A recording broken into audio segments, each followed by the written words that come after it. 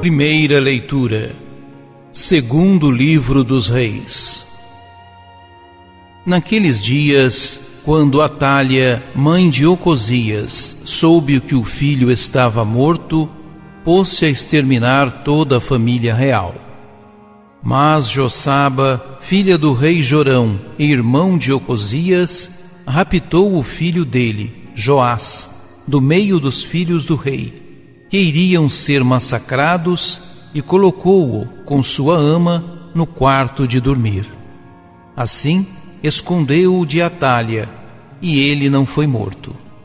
E ele ficou 6 anos com ela, escondido no templo do Senhor, enquanto Atália reinava no país.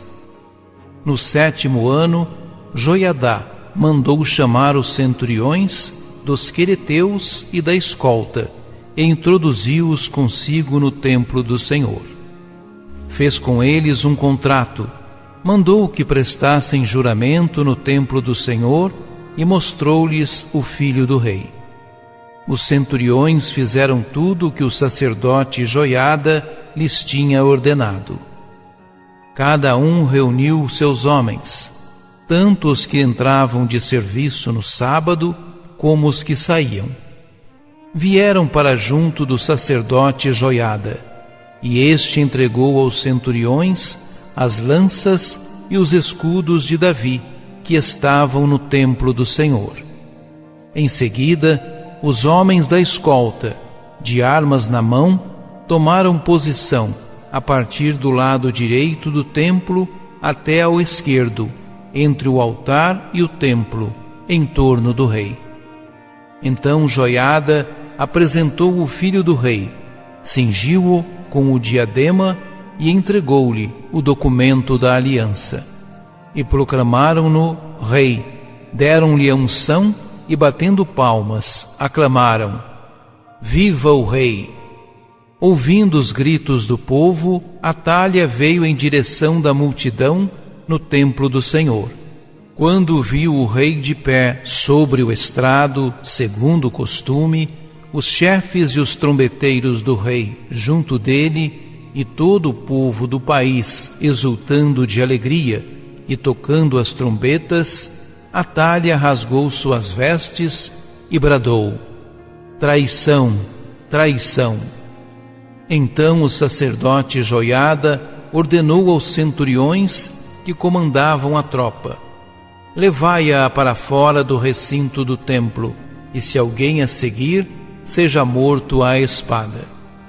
Pois o sacerdote havia dito: Não seja morta dentro do templo do Senhor. Agarraram-na e levaram-na aos empurrões pelo caminho da porta dos cavalos até ao palácio, e ali foi morta. Em seguida, Joiada fez uma aliança entre o Senhor, o rei e o povo, pelo qual este se comprometia a ser o povo do Senhor. Fez também uma aliança entre o rei e o povo. Todo o povo do país dirigiu-se depois ao templo de Baal e demoliu-o. Destruíram totalmente os altares e as imagens e mataram Matã, sacerdote de Baal, diante dos altares. E o sacerdote Joiada pôs guardas na casa do Senhor. Todo o povo do país o festejou e a cidade manteve-se calma. Palavra do Senhor.